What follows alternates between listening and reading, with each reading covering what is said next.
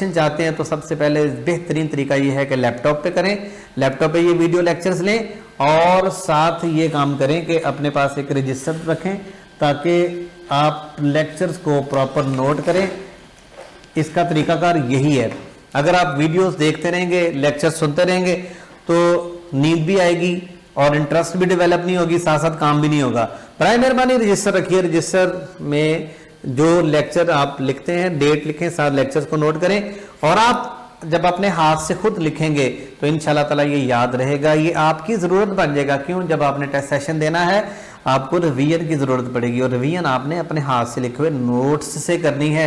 और मेरे साथ भी शेयर कीजिए आप किस तरह के नोट्स बना रहे हैं, मुझे खुशी होगी कि आप प्रॉपर अपने लिए मेहनत कर रहे हैं।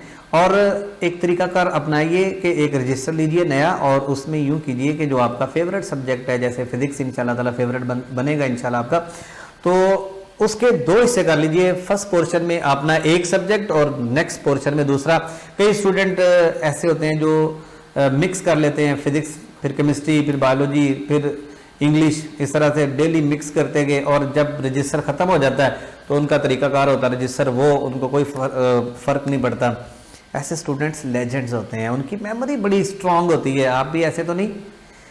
कई स्टूडेंट, मैं उन स्टूडेंट्स को कह रहा हूँ जिनकी मेमोरी मेरी तरह इतनी स्ट्रांग नहीं है, तो बराह मेहरबानी आप नोट कीजिए, प्रॉपर लेक्चर लीजिए, जिस तरह क्लास में बैठ के लेक्चर आप नोट करते हैं। तो भी मैं आपके साथ ये डिस्कस कर रहा था कि सवाल क्या आएगा यूएचएस 2020 में, क्या यही आएगा 2020 में? ये तो 2018 यूएचएस का सवाल है, ये यूएचएस 2018 में सवाल आया था। मैं ये टॉपिक समझाने जा रहा हूँ। क्या था कि आपको कोई भी ड्राइव क्वांटिटी दी जा सकती है और आपसे कहा जा सकता है इसके बेस यूनिट फाइंड करें। ड्राइव क्वांटिटी कहां से दी जा सकती है? ये तो 2018 में फोर्स आ गई थी। हो सकता है आपसे वर्क पूछा जाए, हो सकता है टॉर्क ड्राइव क्वांटिटी के बेस यूनिट पूछा जाए, हो सकता है एंगुलर मोमेंटम, हो सकता है पावर, हो सकता है प्लैंक कांस्टेंट, हो सकता है resistance, capacitance, inductance, voltage, EMF, veins constant, बहुत सारी ऐसी हैं, Boltzmann constant, general gas constant, gravitational constant, viscosity. इतनी ज्यादा क्वांटिटीज जो मैं आपके सामने बोल रहा हूं, इनमें से किसी भी क्वांटिटी के बेस यूनिट पूछे जा सकते हैं, जैसे इस सवाल में पूछे हैं। तो फिर क्या होना चाहिए, कैसे आप शॉर्टकट वे से विद इन सेकेंड्स आप कैसे फाइंड करेंगे? तो नोट कर लीजिए ये तरीका बेटे। 90% क्वांटिटीज में दो क्वांटिटीज यूज होने वाली हैं, एक फोर्स और एक एनर्जी। दुनिया में एनर्जी क्राइसिस है, एनर्जी के पीछे ऐसे तो नहीं पड़ी हुई दुनिया। तो एनर्जी 90% क्वांटिटीज में यूज होती है, एनर्जी और फोर्स। कैसे? मैं आपको कुछ एग्जांपल्स के साथ मैं आपके साथ शेयर करता हूं। केजी मीटर पर सेकंड स्क्वायर इसके बेस यूनिट याद कर लीजिए और एनर्जी के बेस यूनिट है केजी मीटर स्क्वायर पर सेकंड स्क्वायर। ये कैसे आया? एफ इजिकल टू एम में से, और ये कैसे आया? एफ डी से, W is equal to F D. तो अभी मैंने आपको क्या याद करवाया, बल्कि याद क्या है, ये तो बड़ी सिंपल है, बोलना ही नहीं चाहिए। फोर्स है केजी मीटर पर सेकंड स्क्वायर और एनर्जी क्या है? केजी मीटर स्क्वायर पर सेकंड स्क्वायर। अब देखिए बहुत सारी क्वांटिटीज में ये यूज होने वाली हैं। फॉर एग्जांपल मैं आपसे कहता हूं पावर के बेस यूनिट बताओ, power is equal to W over T. तो डब्ल्यू के लिख दिए केजी मीटर स्क्वायर पर second square over second, you will get KG metre square S minus 3। 10 second लगे होंगे, मुझे नोट कर लीजिए, आपके पास तो टाइम चल रहा है, इतना मसला नहीं है, इतना मुश्किल काम नहीं है। एक और सवाल है जो एग्जामिनर का फेवरेट है, कई बार पेपर में आ चुका है कि what are the base units of general gas constant. General gas constant के बेस यूनिट्स आ सकते हैं, हो सकता है इस साल आ जाए। PV is equal to N R T. बेटा फार्मूला तो आना चाहिए ना, फार्मूले ना याद हो तो मुझे बताइएगा, मैं याद कर लूंगा आपकी जगह पे, ठीक है? तो ये फार्मूला है, याद रखिए, पावर और वॉल्यूम का प्रोडक्ट एनर्जी देगा, ठीक है? तो एनर्जी केजी मीटर स्क्वायर पर second square is equal to mole, और आर के तो फाइंड करने और केल्विन। तो क्या बना? केजी मीटर स्क्वायर पर सेकंड स्क्वायर, ये मोल इस तरफ आ जाएगा, केल्विन भी इधर आ जाएगा, पर मोल पर केल्विन। ये कोई मुश्किल नहीं है, कोई ज्यादा टाइम नहीं लगा।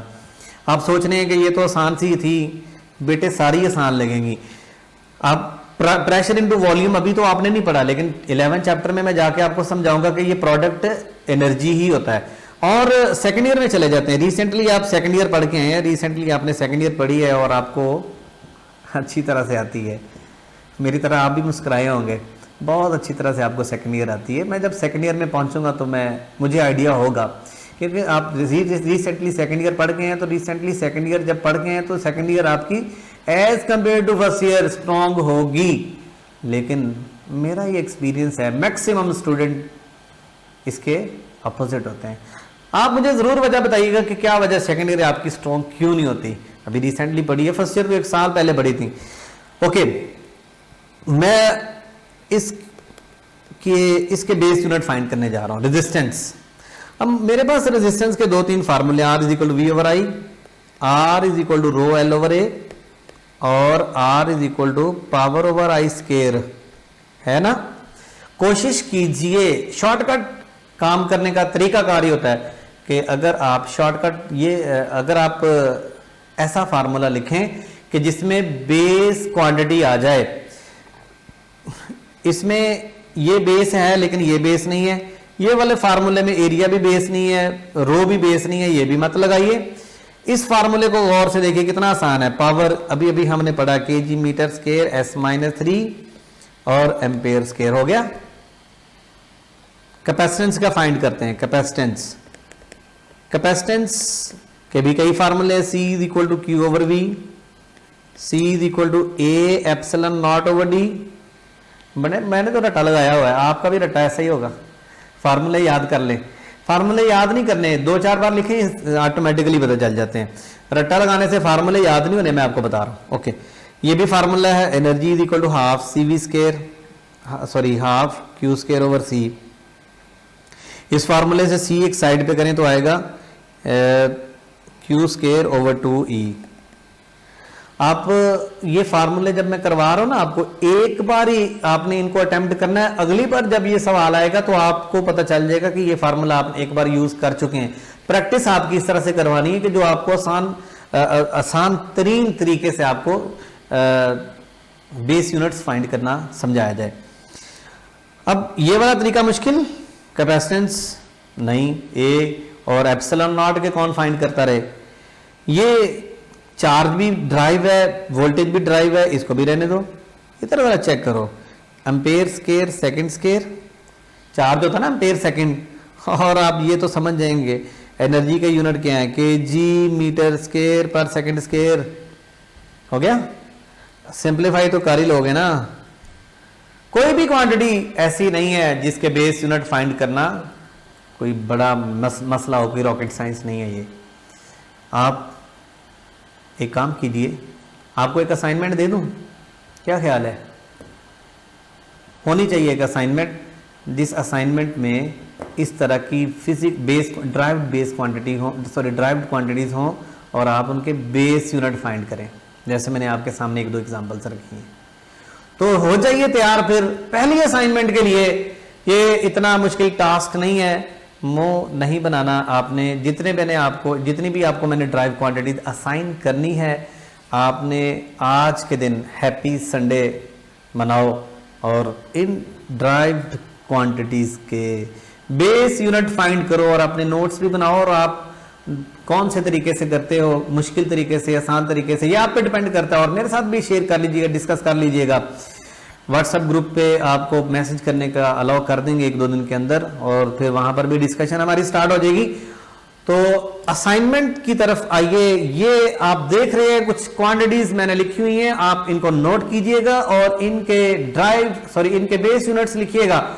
और ये याद रखिएगा 30 सेकंड से ज्यादा टाइम अलाउड नहीं है। मैं ये बार बार आपसे कहूंगा कि अगर आपने जिस तरह से मैंने कहा, अगर आपने वैसे किया तो इंशाल्लाह ताला 100% श्योर है कि आप बेहतरीन मार्क्स लेंगे। लेकिन अगर आप मेरी बात पे अमल नहीं करेंगे तो फिर अब मेरी कोई जिम्मेदारी नहीं है भाई। तो 30 सेकंड से ज्यादा टाइम नहीं लगना चाहिए। अगर आपको किसी क्वांटिटी के ऊपर 30 सेकंड से ज्यादा टाइम लगता है तो आप मुझे कहें कि सर आप 30 सेकंड में करके दिखाएं, तो इंशाल्लाह 15 सेकंड में करूंगा। ठीक है, ये नहीं है कि मैंने कोई रट्टा लगाया हुआ है, आपको भी समझाऊंगा कि 15 सेकंड में कैसे करना है। ठीक है, अच्छा तो अब क्या करें, आप इन क्वांटिटीज को नोट कीजिएगा और इनके बेस यूनिट्स फाइंड कीजिएगा। और क्या एक ही पेज काफ़ी है? नो, एक और पेज, इसको भी आपने नोट करना है। ये मतलब ये देखे ना, क्लासरूम में होते आप फिजिकल क्लास में तो इतना काम होना था क्या? नहीं होना था। वहां पर इतनी क्वांटिटीज मैंने लिखनी थी या आपको नोट करने का टाइम मिलना था? नहीं। और यार इसका ये जो रिकॉर्डेड लेक्चर्स है ना, इनका कितना फायदा होता है। आप चाहते हैं ना एक टॉपिक को रिपीट करना, आप 10 बार रिपीट कर सकते हैं। हमें बोलते हुए कहीं से भी स्टॉप कर सकते हैं, सर एक मिनट रुके, और आप रिवाइंड करके रिवर्स करके फिर सुन सकते हैं। एनीहाउ ये 2 पेजेस हैं, इन 2 पेजेस की असाइनमेंट आपने सॉल्व करनी है। और ये 2 पेजेस नहीं है बल्कि एक और पेज है, और मैं देख रहा हूं आपका मुंह ऐसे बना हुआ है। बेटे ये 3 पेजेस संडे को होने चाहिए हर सूरत, और मंडे को इंशाल्लाह ताला इनका सॉल्यूशन मैं आपको दूंगा। इनके करेक्ट आंसर्स मैं इसी तरह, जिस तरह अभी आपके सामने ये क्वांटिटीज़ आई हैं, इसी तरह इनके बेस यूनिट्स भी आएंगे। लेकिन आपको कसम है अपने आप की, आपने कोई डिस्कशन नहीं करनी, ना ही कोई चीट करना है। हाँ, एक काम आप कर सकते हैं, कोई फार्मूला नहीं ना आता तो आप बुक से फार्मूला देख लो, बस, इससे ज़्यादा अलाउ नहीं है आपको, ठीक है। इसके बाद एक और बड़ी इंपॉर्टेंट चीज़ है, quantities having same dimensions. Previous assignment के बाद ये काम करेंगे आप। अब आप उस असाइनमेंट के बाद ये भी असाइनमेंट बढ़ रही है, लेकिन आपको एक बार असाइनमेंट करनी है, इसके बाद वो काम नहीं करना पड़ेगा, ठीक है ना, एग्री है ना। तो आपने क्या करना, क्वांटिटीज हैविंग सेम डायमेंशंस, उन क्वांटिटीज की तरतीब बनानी है जिनकी, ये देख लें मैंने बनाई हुई है, अब इसको रोक के दिखाना यहाँ पर वीडियो को, मैं नहीं ढूंढ पाएंगे आप, ठीक है ना। तो ये क्वांटिटीज़ आपने पेयर बनाना है, जैसे टॉर्क, जैसे एनर्जी, जैसे वर्क, इसी तरह डिके कांस्टेंट है, फ्रीक्वेंसी है, जिनके सेम यूनिट्स होते हैं। आपने ये भी असाइनमेंट का हिस्सा है। और मेरा ख्याल है काफ़ी है आज के लिए, ये काम आप करें इंशाल्लाह। बाकी नेक्स्ट वीडियो में। अल्लाह हाफिज़।